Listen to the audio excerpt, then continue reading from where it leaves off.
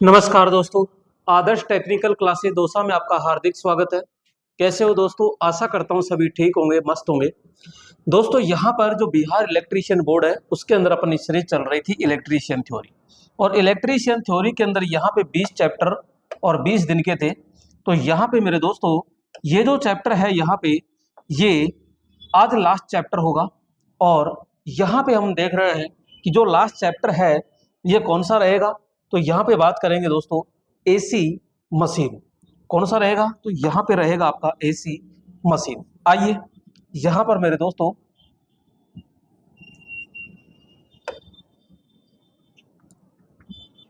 आज का पहला प्रश्न, और पहला प्रश्न क्या है आइए ये लीजिए। पहला प्रश्न, एक धारा ट्रांसफॉर्मर में प्राथमिक कुंडली में फेरों की संख्या हमेशा होती है। तो दोस्तों फेरों की संख्या हमेशा होती है। आइए देखते हैं यहाँ पे धारा ट्रांसफॉर्मर का मतलब क्या है। तो हम बात करेंगे सीटी यानी करंट ट्रांसफॉर्मर। और दोस्तों सीटी और पीटी दो प्रकार के होते हैं, इन दोनों को तरीके से देख लेते हैं। एक तरफ मैंने लिखा सीटी और एक तरफ लिखा मैंने दोस्तों पीटी। क्लियर? सीटी और पीटी ये दो है। यहाँ पे जो इसका डायग्राम मैं बनाना चाह रहा हूँ ये देखिएगा। यहाँ पे इस प्रकार का डायग्राम बनेगा इसका। यहाँ पे ये कोर हो जाती है और यहाँ पे पतले तार की अधिक लपेट में ये सेकेंडरी वाइंडिंग होती है दोस्तों। और यहाँ पे इसके श्रेणी में एक एमीटर लगा होता है। एमीटर जो होता है ये ध्यान रखना, ये जो एमीटर होगा ये 5 एम्पियर क्षमता में होगा। किसमें होगा? 5 एम्पियर क्षमता में होगा।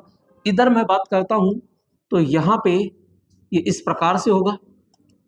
यहाँ पे इसकी ये लंबे तार और अधिक लपेट में होगी प्राइमरी, जबकि इसकी जो सेकेंडरी होती है ये मोटे तार और एक या दो लपेट में होती है।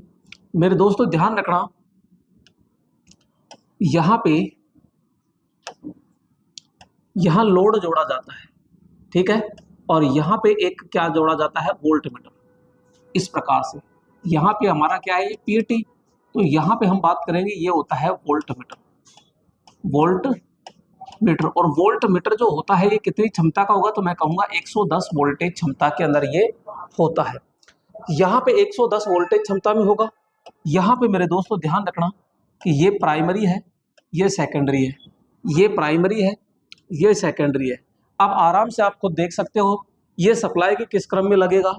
तो मैं कहूँगा इसका संयोजन जो होगा वो श्रेणी क्रम में होगा, और इसका संयोजन जो होगा वो समांतर क्रम में होगा। किस क्रम में होगा? तो मैं कहूँगा समांतर क्रम में इसको जोड़ा जाता है। दोस्तों यहाँ पे जो सीटी होता है यानी करंट ट्रांसफार्मर होगा, ये उच्च धारा को मापने के लिए प्रयोग किया जाता है, अर्थात उच्च धारा से सुरक्षा भी करता है। यहाँ पे लिखेंगे उच्च धारा को मापने व सुरक्षा, जबकि यहाँ पे उच्च वोल्टेज को मापने व सुरक्षा। क्लियर? तो यहाँ उच्च वोल्टेज को मापने व उच्च वोल्टेज से सुरक्षा करने में हम प्रयोग करते हैं। दोस्तों यहाँ पे अगर मैं प्राइमरी वाइंडिंग की बात करूं, इसकी प्राइमरी जो वाइंडिंग होगी वो मोटे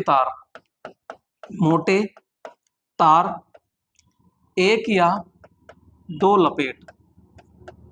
लपेट, जबकि ये जो होती है ये पतले तार अधिक लपेट, पतले तार अधिक लपेट हम प्रयोग करते हैं।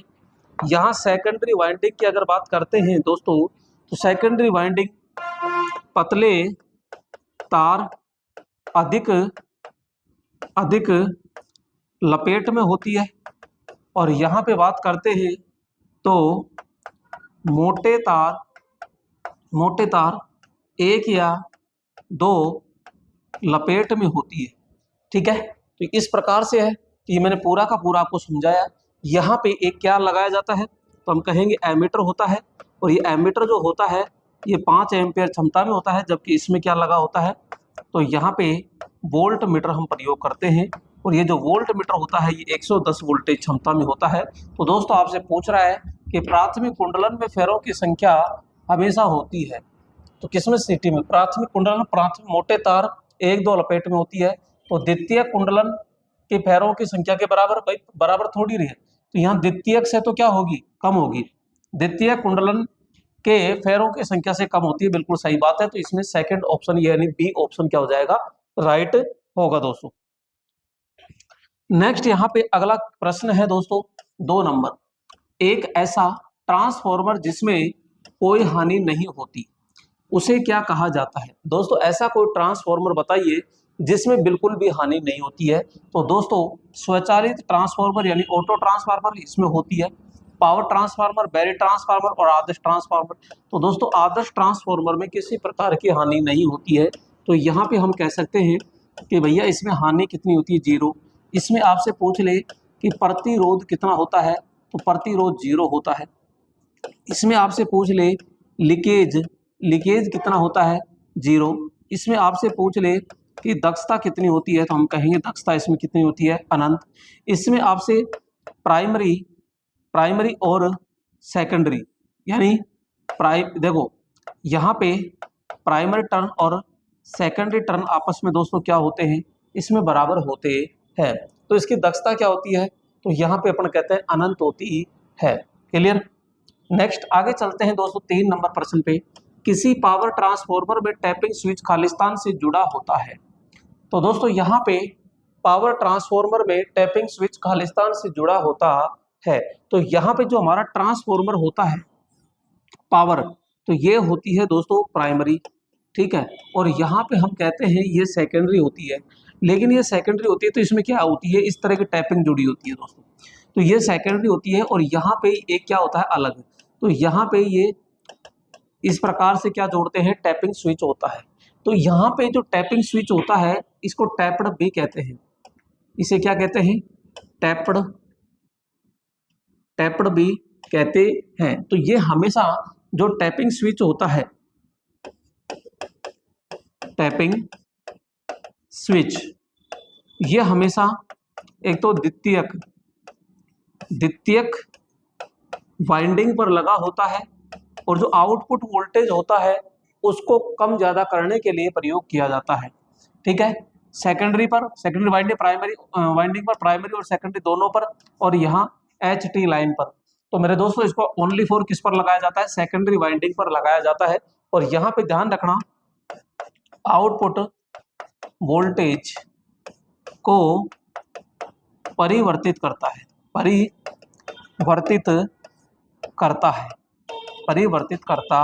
है। क्लियर? राइट ऑप्शन हो गया ए ऑप्शन।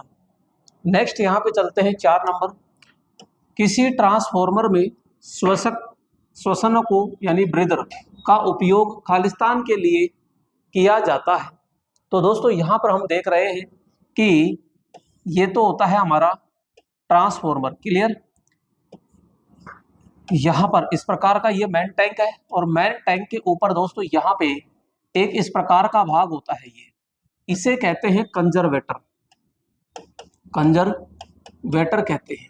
यहां से एक भाग लगा होता है जिसे दोस्तों एक्सप्लोजन वेंट कहते हैं या विस्फोट वाल्व कहते हैं।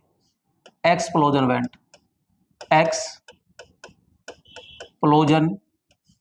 वेंट। क्लियर? यहाँ ऊपर से निकलता है एक, और यहाँ एक बोतल सी होती है दोस्तों ये, तो ये होता है ब्रीदर। ये क्या होता है? ब्रीदर, सॉरी, यहाँ ब्रीदर होता है, ये ब्रीदर। और यहाँ पे इसके अंदर जो भरी होती है ये, तो इसके अंदर ये जो होती है ये दोस्तों सिलिका जेल होती है, सिलिका जेल। तो ये सिलिका जेल, इसके अंदर हम क्या करते हैं दोस्तों? भरते हैं। यहाँ पे ये क्या होती है दोस्तों? ये कोर होती है, और कोर के ऊपर क्या लपेटी जाती है? वाइंडिंग लपेटी जाती है। यहाँ पे इसके अंदर क्या भरा जाता है? तो हम कहते हैं इसके अंदर ये ऑयल भरा होता है, जो खनिज ऑयल होता है दोस्तों। यहाँ भी ऑयल होता है, तो और ये जो होता है इसके अंदर ऑयल होता है दोस्तों, ये पाइप लगे होते हैं ये। तो दोस्तों यहाँ से अंदर जो ये हवा जाती है, इस हवा के अंदर नमी होती है, तो यहाँ जो हवा के अंदर नमी होती है ना, तो उस नमी को अवशोषित करने का कार्य कौन करती है? तो यहाँ पे ये सिलिका जेल जो होती है, इस नमी को क्या कर लेती है? अवशोषित कर लेती है। नमी को अवशोषित करना, अवशोषित, अवशोषित करना। क्लियर? तो यहाँ अवशोषित कर लेता है। तो यही तो कह रहा है उपयोग क्या है, हवा से नमी खींचने में, वाइंडिंग को विद्युत रोधी बनाने, वाइंडिंग से आपूर्ति करंट। तो पहला ही राइट हो गया, हवा से नमी को खींचने में प्रयोग किया जाता है। दोस्तों यहां से आपसे पूछा जा सकता है कि जब ये ताजा होती है तो इसका रंग कैसा होता है, तो हम कहते हैं नीला होता है। ठीक है, जब ये नमी युक्त होती है, नमी युक्त, तो नमी युक्त होने पर ये कौन से रंग की हो जाती है, तो हम कहते हैं गुलाबी रंग की हो जाती है। क्लियर? नेक्स्ट आगे चलते हैं दोस्तों। यहाँ पे अगला जो प्रश्न है, वो अगला प्रश्न क्या कह रहा है कि ट्रांसफॉर्मर के प्राथमिक और द्वितीयक में वोल्टेज और विद्युत धारा किस प्रकार से संबंधित है।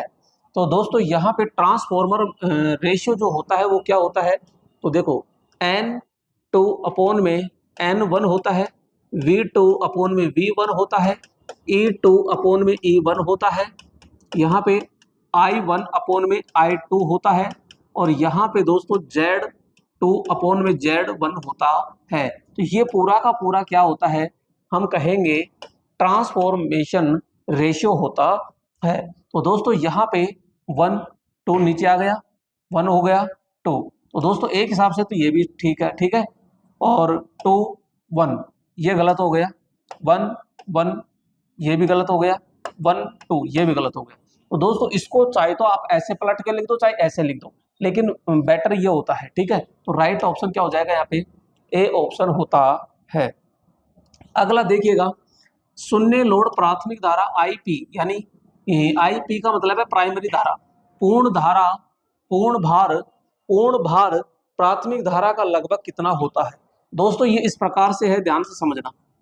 ये तो यहाँ पे ये तो है, यहाँ सप्लाई दे रहे हैं तो ये प्राइमरी है, और ये कह रहा है कि भाई साहब इसको खुला छोड़ दो। यहाँ पे जब खुला छोड़ देते हैं तो इसमें जो धारा आती है आईपी, ये जो धारा है यहाँ जब अगर मैं लोड लगा देता तो इस लोड की तुलना में ये बहुत कम होती है, और बहुत कम कितनी होती है, 1 से 3% होती है। इसमें जो नो लोड धारा होती है यानी I0, ये जो I0 है ये वोल्टेज से दोस्तों, वोल्टेज से 70 से 80 डिग्री आगे होती, सॉरी पीछे होती है, पीछे होती है, ये भी ध्यान रखना। यानी जो शून्य धारा है ये वोल्टेज से 70 से 80 डिग्री क्या होती है, हमेशा पीछे रहती है। तो लगभग तो 70 डिग्री ही मानते हैं, लेकिन ऑप्शन के अकॉर्डिंग देखा जाता है तो यहाँ पे मात्र 1 से 3% होती है।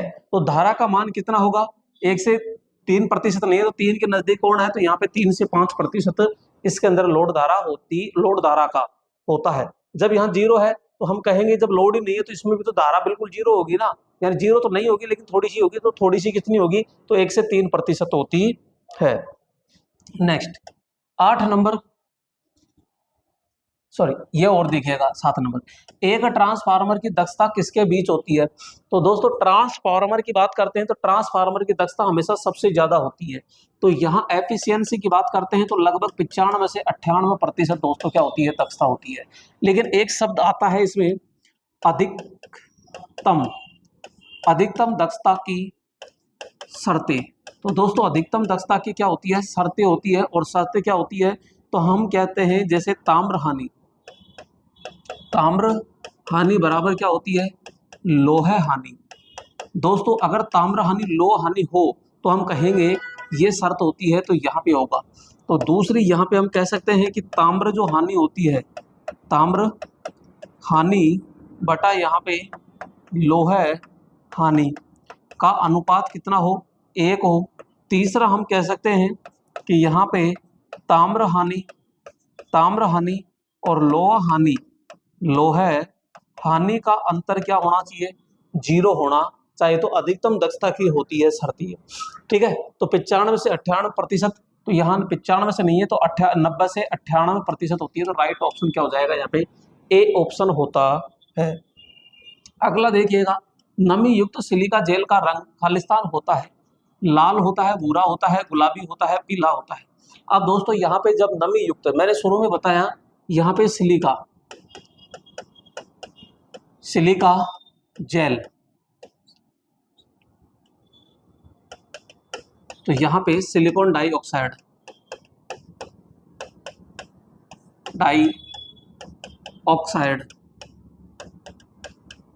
तो यहाँ पे इसका जो रासायनिक नाम होता है सिलिकॉन डाइऑक्साइड होती है। तो दोस्तों इसका कार्य क्या है, तो कार्य तो हम कहेंगे भैया नमी को अवशोषित करना, नमी को अवशोषित करना, ठीक है। यहाँ पे जब ये ताजा होती है तो नीला रंग होता है दोस्तों, ठीक है। अर्ध नमी की बात करते हैं तो अर्ध नमी में कौन सा होता है, बैंगनी होता है। जब ये पूर्ण नमी, यहाँ पे पूर्ण नमी युक्त होती है तो हल्की लाल गुलाबी होता है।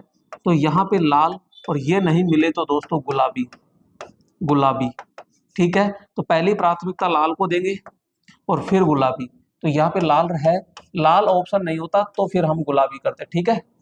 तो राइट ऑप्शन क्या हो जाएगा, लाल गुलाबी। 9 नंबर, वैरियक होता है तो विभिन्न वोल्टेज की एसी सप्लाई प्रदान करने वाला उपकरण है। 8 से 10 टैपिंग वाला ऑटो ट्रांसफार्मर है। डीसी परिपथ में विभिन्न वोल्टता प्रदान करने के लिए होता है, और ए बी दोनों।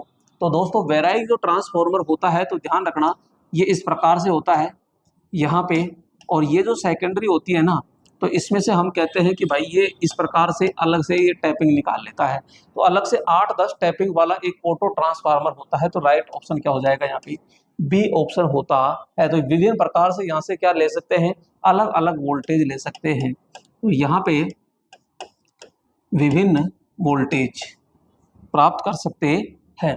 नेक्स्ट, ट्रांसफार्मर का क्रोड बनाने के लिए सबसे उपयुक्त सामग्री कौन सी होती है।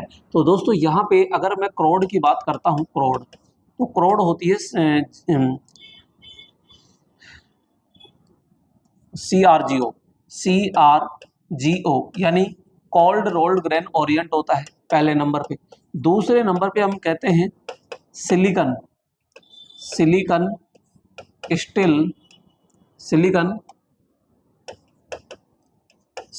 स्टील की लेमिनेटेड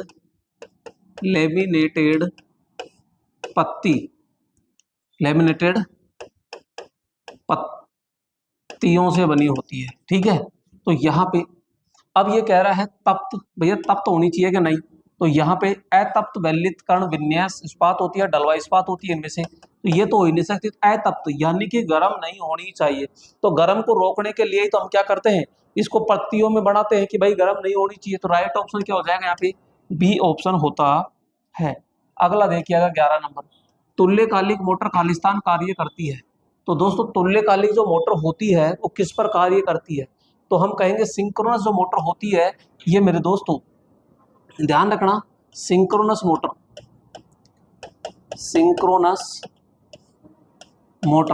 तो जो सिंक्रोनस मोटर होती है ना, ये आपकी इकाई पावर फैक्टर पर, अग्रगामी पावर फैक्टर पर और पश्चगामी पावर फैक्टर, यानी कि ये तीनों पर कार्य करती है, तीनों पर कार्य। लेकिन आपसे पूछ ले कि भैया सामान्यतः किस पर कार्य करती है, तो ध्यान रखना ओनली फॉर इकाई पावर फैक्टर पर कार्य करती है, इकाई पावर फैक्टर पर कार्य करती है। तो राइट ऑप्शन तो क्या हो जाएगा, इसमें केवल इकाई पर कार्य करती है, नहीं सामान्यतः करती है, केवल नहीं, पद से अग्र इकाई शक्ति गुणक में से किसी पर भी कार्य कर सकती है, जी हाँ। तो ये ए राइट ऑप्शन हो जाएगा दोस्तों यहाँ पे, क्लियर। नेक्स्ट 12 नंबर, एक over excited synchronous motor Khalistan की तरह व्यवहार करती है। दोस्तों यहाँ पे मैं बात करूंगा जैसे अवस्था, तो अवस्था में जैसे एक तो होता है ओवर एक्साइटेड,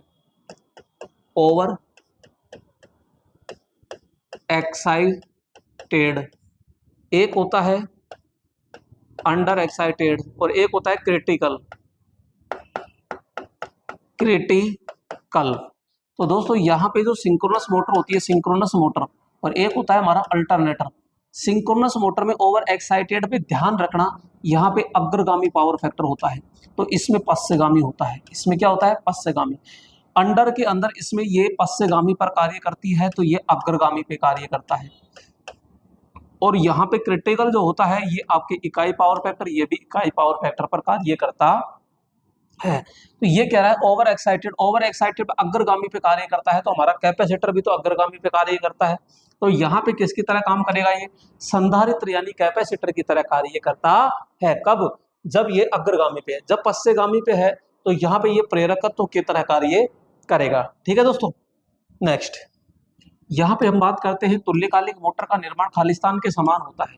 डीसी योगी कंपाउंड के समान, स्लिप रिंग प्रेरण मोटर के समान, डीसी शंट के जनित्र के समान और प्रत्यावर्तक यानी अल्टरनेटर के समान। तो दोस्तों यहाँ पे संरचना जो होती है तुल्यकालिक मोटर बराबर यहाँ पे अल्टरनेटर। तो संरचना में दोनों क्या होते हैं, आपस में बराबर होते हैं। तो राइट ऑप्शन क्या हो जाएगा इसमें, डी ऑप्शन होता है। नेक्स्ट यहाँ पे 14 नंबर, एक समकालिक मशीन में ध्रुवों की संख्या P है। ठीक है, ध्रुवों की संख्या क्या है, P है।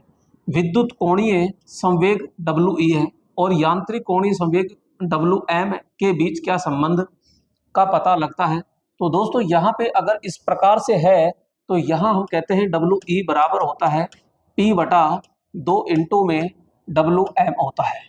तो ये संबंध होता है। अब ये छांट लीजिए तो बट्टे में, तो WE P/2 WM, तो राइट ऑप्शन क्या हो जाएगा ये। तो दोस्तों WE तो क्या है, जैसे विद्युत कोण, यहाँ पे हम कहते हैं विद्युत कोण, क्लियर, बराबर ये होता है पोल की संख्या बटे में 2 इंटू में यांत्रिक कोण होता है, यांत्रिक कोण होता है। तो ये इस प्रकार से होता है ये, क्लियर। नेक्स्ट, एक तुल्यकालिक मशीन का प्रतिशत विसर्पण कितना होता है। तो दोस्तों यहाँ पे विसर्पण की बात करते हैं, यानी कि स्लिप, कितनी स्लिप की बात करते हैं। स्लिप का मतलब होता है S बराबर NS माइनस NR होता है। NS क्या है, तो मैं कहूंगा जैसे स्टेटर है और इस स्टेटर के अंदर यहाँ पे ये फील्ड है और इसमें वाइंडिंग है। अगर इसको सप्लाई देते हैं तो इसमें चुंबकीय फ्लक्स घूमता है। जब इसमें चुंबकीय फ्लक्स घूमता है तो उस गति को कहते हैं NS। और इसके बीच में ये रोटर होता है, ये रोटर होता है, तो ये रोटर घूमेगा तो ये NR हो जाता है। ठीक है, दोनों का अंतर ही स्लिप कहलाती है। तो मेरे दोस्तों तुल्यकालिक जो गति होती है, तुल्यकालिक जो मोटर होती है, तुल्यकालिक मोटर में दोनों जो गति होती है ना, ये दोनों गति होती है, ये क्या होती है, आपस में बराबर होती है। अगर मैं इनको जैसे 1-1,000 मानता हूँ तो दोस्तों 1-1,000 मानता हूँ तो यहाँ स्लिप कितनी आ गई मेरे पास में, तो मैं कहूँगा 0। तो राइट ऑप्शन क्या हो जाएगा यहाँ पे। तो दोस्तों यहाँ पे स्लिप का मान कितना होता है, 0 होता है। ठीक है, तो यहाँ कितना हो जाएगा, 0 होता है। अगला प्रश्न आता है 16 नंबर, निम्न में से कौन सा द्विउत्तेजित चुंबकीय प्रणाली है। तो दोस्तों गतिमान आयरन, विद्युतीय चुंबकीय रिले, परिनलिका और तुल्यांकी मोटर। यहाँ पे पहले तो इसको समझिएगा कि ये द्विउत्तेजित चुंबकीय क्या है। मैं ये कह रहा हूँ कि भैया जैसे ये है, अगर यहाँ पे ये स्टेटर है और स्टेटर पे ये क्या है, हमने वाइंडिंग लपेट दी और वाइंडिंग लपेट करके इसको सप्लाई से जोड़ दिया। ठीक है, सप्लाई आई तो इसमें चुंबकीय क्षेत्र बढ़ा कि नहीं बढ़ा, बढ़ा। तो यहाँ पे ये गति क्या हो जाएगी, NS। तो ये एक उत्तेजित हुआ कि नहीं हुआ। ठीक है, दूसरा होता है यहाँ पे हम कहते हैं कि भैया यहाँ पे ये पोल होता है। ठीक है, सैलिएंट पोल होगा और सैलिएंट पोल होता है तो इसको DC देते हैं, DC देते हैं तो ये भी तो चुंबक बनाएगा। अरे ये भी तो चुंबक बनाता है, तो ये भी उत्तेजित हो गया और ये भी उत्तेजित हो गया। तो बोलो ये डबल उत्तेजित हुआ कि नहीं हुआ, इसलिए इसको दोहरा उत्तेजन मोटर भी कहते हैं, यानी डबल एक्साइटेड मोटर के नाम से जाना जाता है। तो ये चीज ध्यान रखिएगा दोस्तों। तो राइट ऑप्शन क्या हो जाएगा यहाँ, तुल्यांकी मोटर। तुल्यांकी मोटर को ही यहाँ पे तुल्यकालिक मोटर या सिंक्रोनस मोटर या फिर डबल एक्साइटेड मोटर के नाम से जाना जाता है। आइए अगला प्रश्न है, एक समकालिक मोटर के संदर्भ में निम्न में से कौन सा कथन गलत है। तो दोस्तों समकालिक जो मोटर होती है इसमें कौन सा कथन गलत है। पहले तो मैं ये बता दूं, देखो समकालिक यानी सिंक्रोनस मोटर, सिंक्रोनस मोटर। ठीक है, सिंक्रोनस मोटर। पहली चीज तो यहाँ पहला कि ये क्या होती है, अस्वचालित। ठीक है, अस्वचालित होती है। दूसरी चीज स्टेटर, स्टेटर पर AC वह रोटर पर डीसी देते हैं। रोटर पर क्या देते हैं? डीसी देते हैं। दूसरी चीज यहाँ पे पावर फैक्टर जो होगा इसका इकाई होगा, अग्रगामी होगा और पश्चगामी होता है ये। यहाँ पे नेक्स्ट इसका स्टार्टिंग टॉर्क पूछ ले, स्टार्टिंग टॉर्क पूछ ले तो सुन ले। यहाँ पे आपसे स्लिप का मान पूछ ले, स्लिप का मान, तो भैया स्लिप का मान कितना होगा? तो स्लिप का मान 0 होता है। स्लिप का मान क्या हो जाएगा? 0। नेक्स्ट यहाँ पे दोस्तों अपन कहेंगे कि एक सिंक्रोनस गति और एक होती है यहाँ पे रोटर गति। ये दोनों आपस में क्या होती है? बराबर होती है। क्या होती है? बराबर होती है। तो ये चीज आपको एक तो ध्यान रखना है। यह शक्ति गुणांक की एक विस्तृत श्रृंखला के तहत संचालित होने में सक्षम है। यह स्वाभाविक रूप से स्वयं प्रारंभ यानी सेल्फ स्टार्ट नहीं होती। बिल्कुल सही बात है, नहीं होती। ठीक है, नहीं होती। यह समकालिक गति से चलता है यानी एक समान गति से चलता है। बिल्कुल सही बात है, ये भी सही बात है। यह विविध गतियों पर चलता है। जी नहीं, विविध गतियों पर नहीं चलता। यह शक्ति गुणांक की एक विस्तृत श्रृंखला के तहत, भाई ये इकाई पे भी चलता है, अग्रगामी पे चलता है, पश्चगामी पे भी चलता है, तो ये भी है। तो इसमें राइट ऑप्शन क्या हो जाएगा? यहाँ पे डी ऑप्शन हो जाएगा, यानी यह विविध गतियों पर चलता है। मैं कहूँ इसमें 7 नंबर कि इसमें जो गति होती है वो क्या होगी? तो हम कहेंगे एक समान। क्या होती है गति इसमें? एक समान होती है। 18 नंबर, एक यानी सिंगल फेज मोटर में कौन सा कैपेसिटर प्रयोग होता है? तो दोस्तों ध्यान रखना, यहाँ पे हम बात करेंगे कि इलेक्ट्रोलाइटिक कैपेसिटर, पेपर कैपेसिटर, दोनों, नन। तो राइट ऑप्शन क्या हो जाएगा? ये। अगर दोनों ऑप्शन नहीं आए तो पहली प्राथमिकता दोस्तों इसको देनी है और दूसरी इसको देनी है। ये चीज ध्यान रखना, इलेक्ट्रोलाइटिक कैपेसिटर को पहली प्राथमिकता देनी है, ध्यान रखना। नेक्स्ट 19 नंबर, सिंगल फेज प्रेरण मोटर में स्टेटर कौन से पदार्थ का बना होता है? तांबे का होता है, लोहे का होता है, कास्ट आयरन का होता है, सिलिकॉन स्टील का होता है। दोस्तों यहाँ पे स्टेटर की अगर चर्चा करते हैं तो देखो ध्यान से, ये इस प्रकार से होता है। ये तो क्या है? तो हम कहेंगे ये तो बॉडी है। और बॉडी के अंदर की मैं बात करूं दोस्तों यहाँ पे, तो ये जिसके अंदर इस प्रकार से क्या होते हैं, ये, तो ये अलग अलग पत्तियों से होता है दोस्तों, ये एक पत्ती नहीं है। तो ये दोस्तों ये किसका बना होगा? तो हम कहेंगे silicon steel, silicon steel, silicon steel की लेमिनेटेड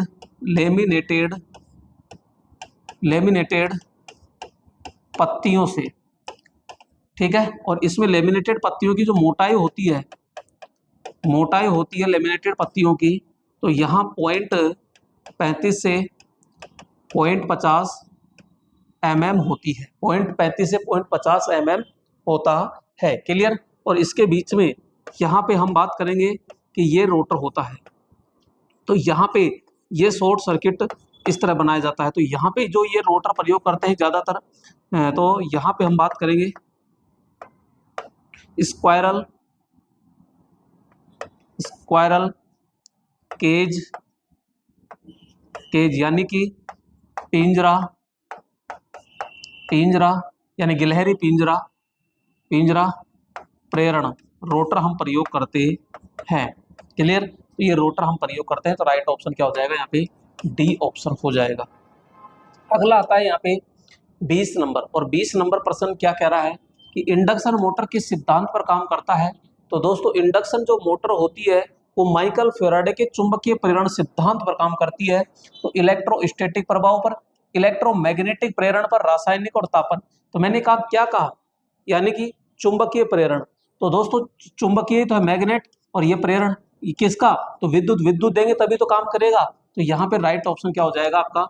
बी ऑप्शन होता है।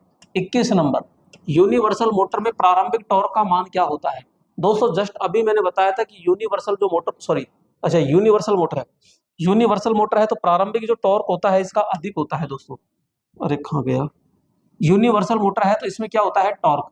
अब यूनिवर्सल जो मोटर होती है ये एक प्रकार की दोस्तों क्या कहलाएगी? एसी सीरीज मोटर होती है। यहाँ पे एसी सीरीज मोटर होती है। इसकी जो गति होती है, ध्यान रखना, इसकी जो गति होती है वो अधिकतम जो गति होती है वो 14,000 RPM होता है एम होता है। इसके टॉर्क की बात करते हैं,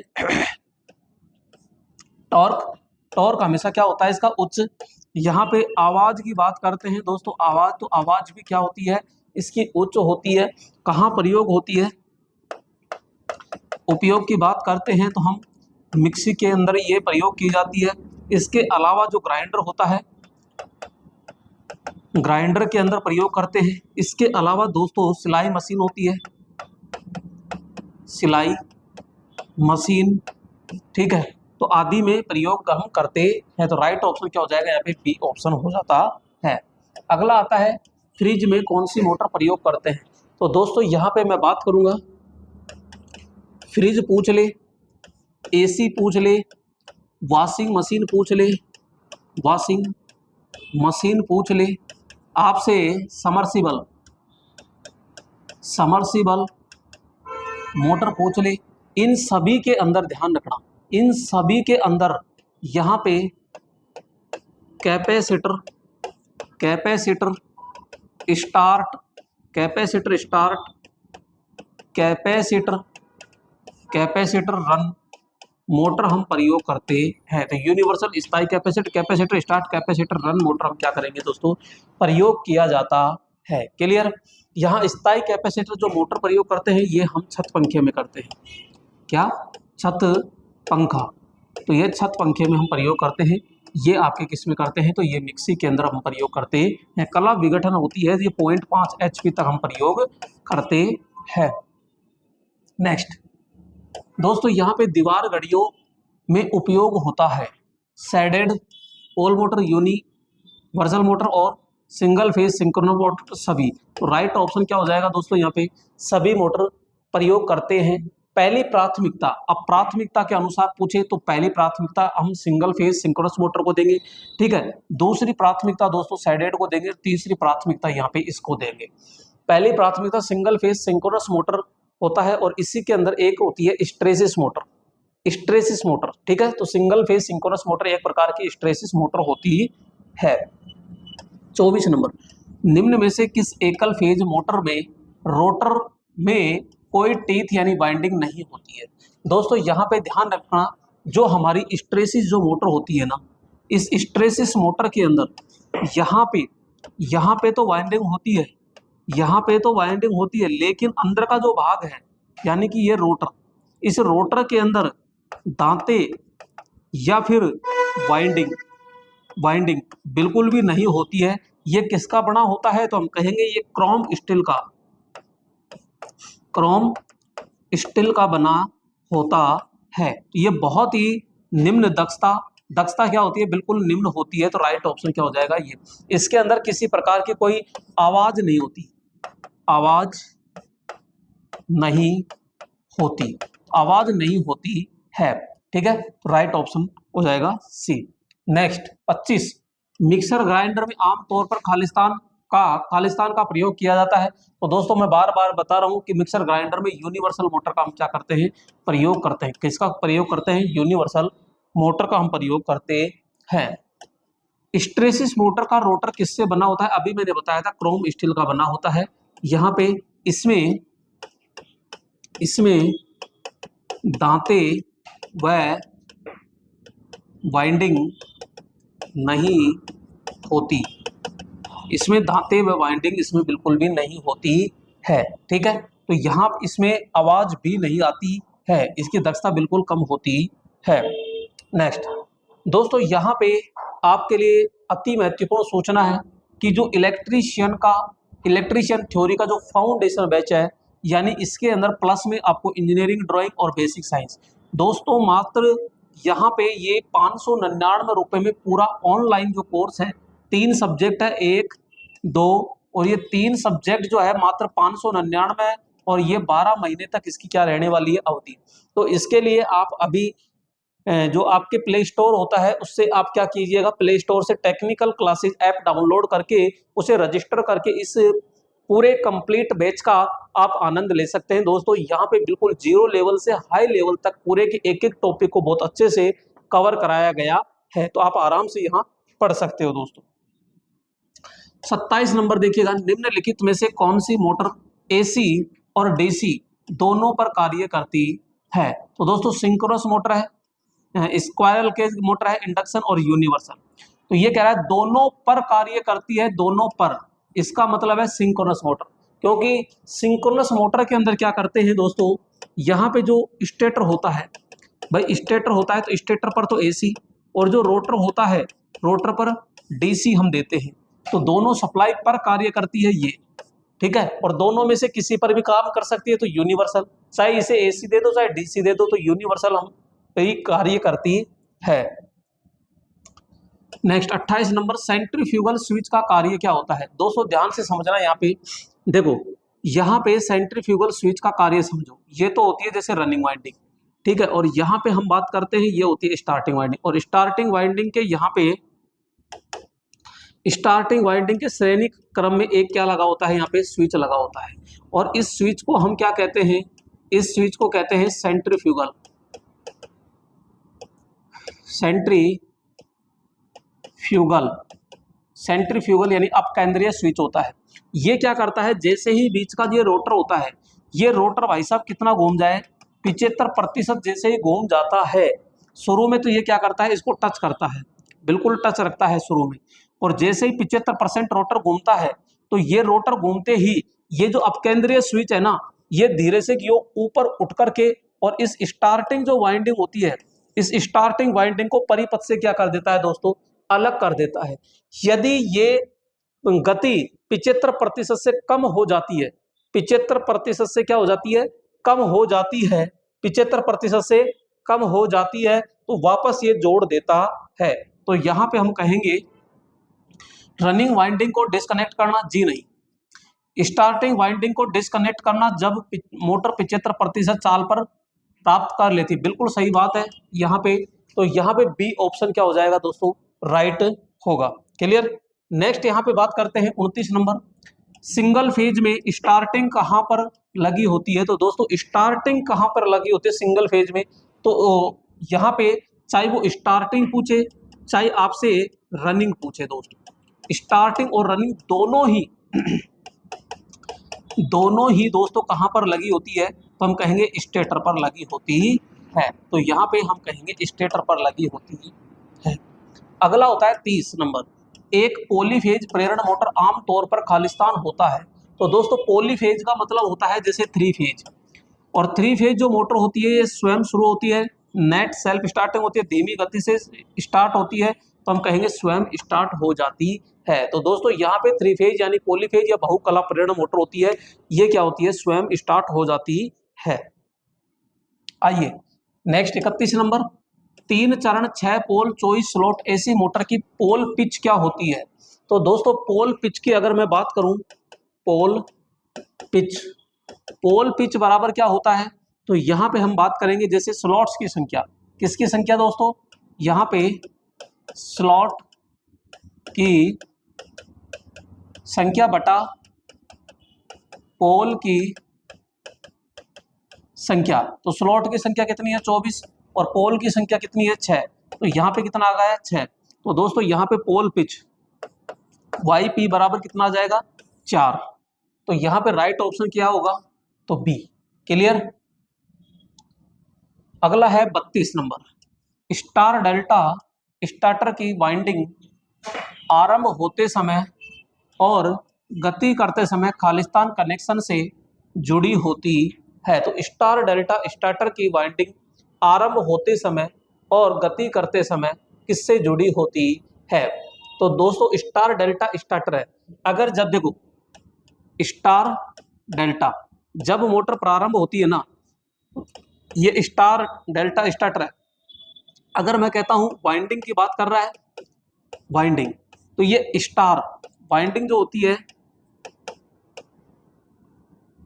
प्रारंभ में तो किसमें होती है, स्टार में होती है, ठीक है। और बाद में दोस्तों वाइंडिंग, और बाद में जब रनिंग अवस्था में होती है, रनिंग, तो रनिंग अवस्था में किसमें होती है, तो डेल्टा में होती है, ताकि हमको क्या मिल जाए, पूर्ण वोल्टेज प्राप्त हो जाए। तो यहाँ पे स्टार डेल्टा पहला ही ऑप्शन रह जाए, गति करते समय तो डेल्टा में और आरंभ होते समय स्टार के अंदर होती है। नेक्स्ट 33 नंबर, गिलहरी पिंजरा मोटर का गति नियंत्रण किस साइड होता है? तो दोस्तों गिलहरी पिंजरा यानी कि जो मोटर होती है गिलहरी पिंजरा, क्योंकि इसमें क्या होता है, यहाँ पे ये स्टेटर होता है और स्टेटर के अंदर यहाँ पे स्लॉट्स होते हैं और स्लॉट्स के अंदर दोस्तों 3 फेज वाइंडिंग हम प्रयोग करते हैं और 3 फेज वाइंडिंग के तो कनेक्शन होते हैं, तो यहाँ 3 फेज सप्लाई हम देते हैं और बीच में होता है रोटर। लेकिन रोटर पे किसी प्रकार की कोई सप्लाई ही नहीं देते, तो यहाँ तो गति नियंत्रण होगा ही नहीं, तो कहाँ से होगा? स्टेटर से। तो राइट ऑप्शन क्या हो जाएगा? ओनली फॉर स्टेटर से होता है। 34 नंबर, कौन सी मोटर का गति नियंत्रण सबसे जटिल होता है? दोस्तों कौन सी मोटर का गति नियंत्रण सबसे जटिल होता है? गिलहरी पिंजरा प्रेरण मोटर, स्लिप रिंग प्रेरण मोटर, दोनों, खालिस्तान।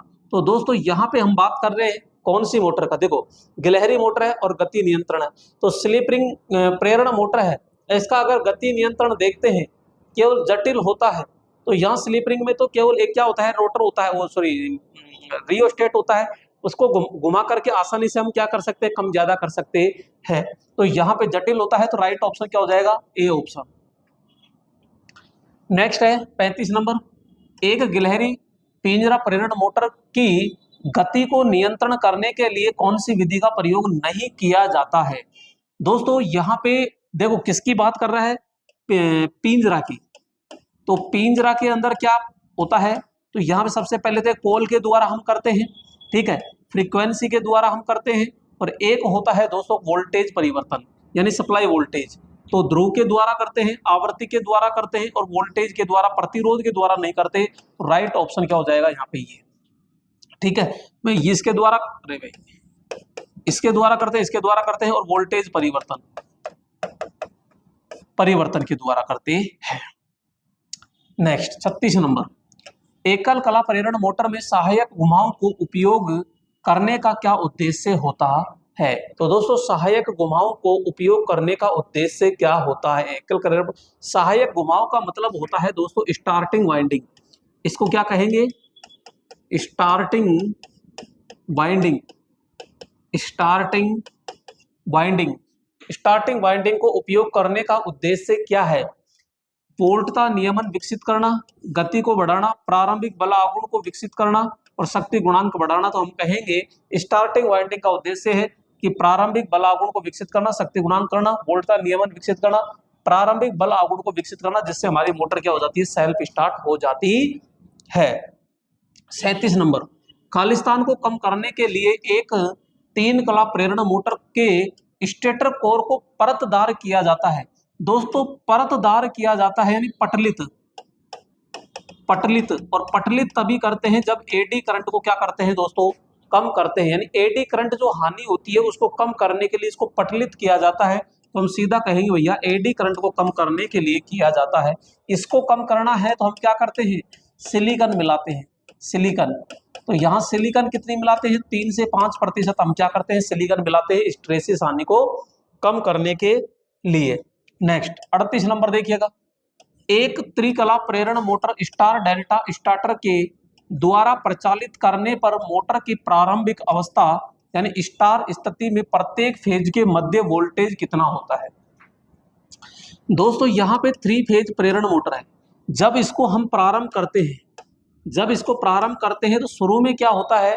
एकदम से वोल्टेज ड्रॉप ज्यादा हो जाता है। वोल्टेज ड्रॉप क्या हो जाता है? एकदम से ज्यादा हो जाता है, और ज्यादा हो जाता है, वोल्टेज ड्रॉप ज्यादा हो जाता है।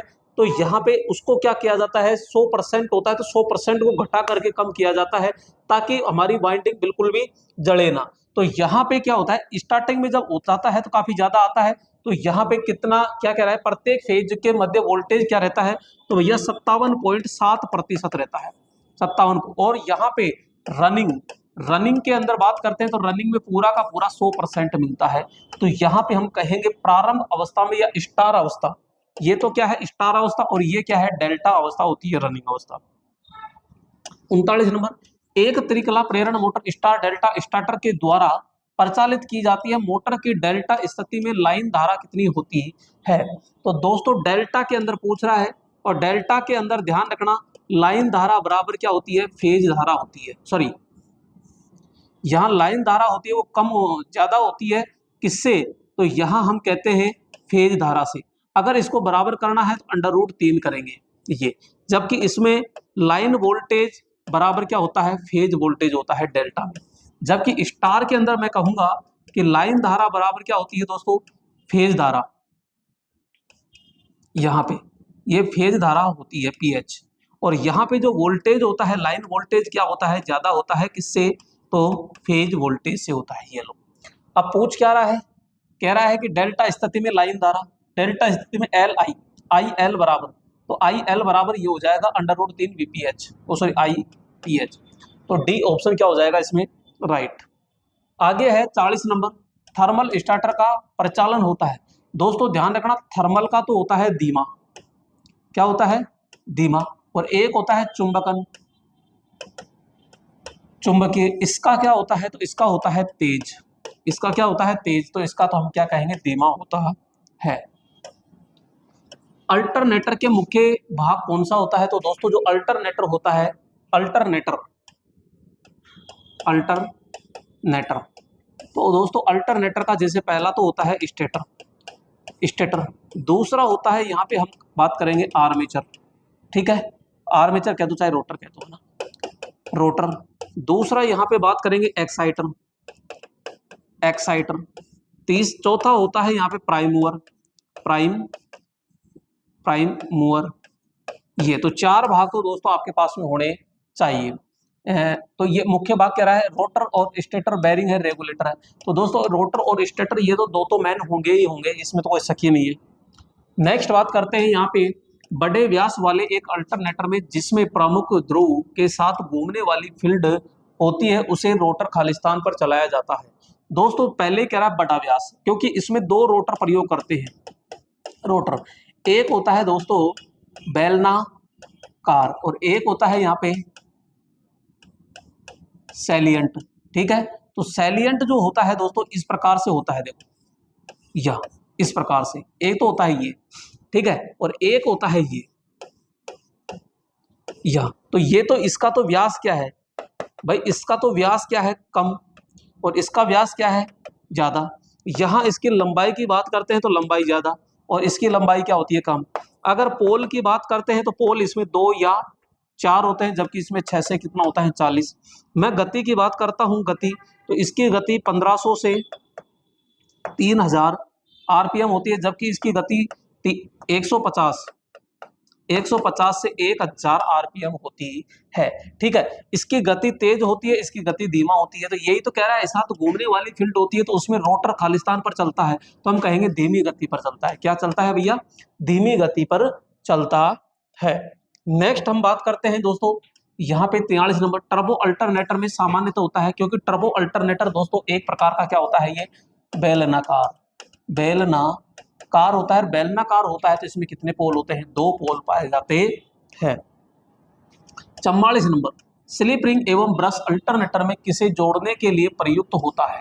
तो दोस्तों स्लिप रिंग और ब्रश अल्टरनेटर में किसे जोड़ने के लिए होता है, तो यहाँ पे बाहरी सर्किट को क्षेत्र वाइंडिंग से, बाहरी सर्किट को आर्मेचर वाइंडिंग से, बाहरी सर्किट को क्षेत्र वाइंडिंग एवं आर्मेचर वाइंडिंग दोनों से डायरेक्ट दोनों से थोड़ी जोड़ेंगे। तो यहाँ आर्मेचर वाइंडिंग से, बाहरी सर्किट को आर्मेचर वाइंडिंग से स्लिप रिंग और ब्रश का हम प्रयोग करते हैं।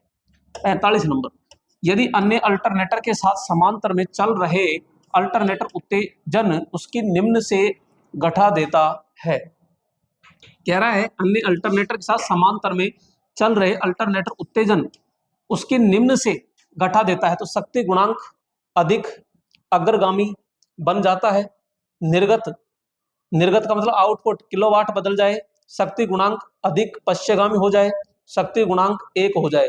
तो दोस्तों उसकी उत्तेजना कब घटेगी, जब अग्रगामी होगी, जब जी नहीं, तो यहाँ पे शक्ति गुणांक पश्चगामी बन जाएगी, जब इसकी क्या हो जाती है, उत्तेजना घट जाती है। 46 नंबर, डायनामो अथवा अल्टरनेटर द्वारा बैटरी चार्ज नहीं हो रही। भैया क्या कारण है कि बैटरी चार्ज नहीं हो रही है, तो फैन बेल्ट लूज होना, ब्रश का ढीला होना, डायोड खराब होना और उपरोक्त सभी। तो भैया यहाँ पे उपरोक्त सभी कारण हो सकते हैं। 47 नंबर है, प्रत्यावर्तक के लिए एक्साइटर क्या है। तो दोस्तों एक्साइटर जो होता है एक प्रकार का, ये क्या है, तो मैं कहूँगा एक प्रकार का डीसी शंट जनरेटर होता है। ये जनरेटर होता है तो ये 110 वोल्टेज से लेकर के 250 वोल्ट डीसी पैदा करता है। ये क्या करता है? डीसी पैदा करता है। ठीक है, तो एक प्रकार का ये क्या है? शंट जनरेटर होता है। 48 नंबर है, एक प्रत्यावर्तक अल्टरनेटर में प्रतिरोध प्रेरित होने वाले विद्युत वाहक बल ईएमएफ का वर्ग माध्य मूल क्या होता है? तो दोस्तों यहाँ पे अल्टरनेटर का पूछ रहा है, तो यहाँ पे हम बात करेंगे कि एक होता है 2.22 फाइव एफ जेड, ठीक है, और एक होता है 4.44 फाइव एफ टी होता है। दोस्तों ये दो होते हैं। ये तो कब लगेगा? जब चालकों की संख्या दे रखी हो, जब चालक हो और जब यहाँ पे टर्न हो, जब टर्नों की संख्या हो। ठीक है, तो 4.44 है 5ft, इसमें 5 है, इसमें t है, लेकिन f नहीं है। 5 है, इसमें f है, 5ft नहीं है। 5 हो गया, f हो गया, t, kd kp ये। तो इसमें kd kp तो आप लगा सकते हो। kd का मतलब होता है यहाँ पे डिस्ट्रीब्यूशन फैक्टर और kp का मतलब होता है यहाँ पिच फैक्टर। ठीक है, तो दोनों में लगाए जाते हैं। तो राइट ऑप्शन क्या हो जाएगा? यहाँ पे सी हो जाएगा। वैसे एक ये होता है और एक ये होता है, मैंने दोनों ही लगा दिए हैं। तो दोस्तों ये थे अपने एसी जो मशीन होती है, एसी मशीन के सारे अपने मिक्स के अंदर क्या ले लिए, इसमें क्वेश्चन ले लिए हैं। अब नेक्स्ट जो अपनी सीरीज चलेगी वो इलेक्ट्रीशियन से संबंधित चलेगी, क्योंकि इसमें 20 चैप्टर और 20 दिन के अंदर अपन ने कवर कर लिए हैं। ठीक है, और नेक्स्ट कल से जो अलग सीरीज चालू करेंगे अपन। ठीक है दोस्तों, तो आप देखते रहना जरूर। ठीक है।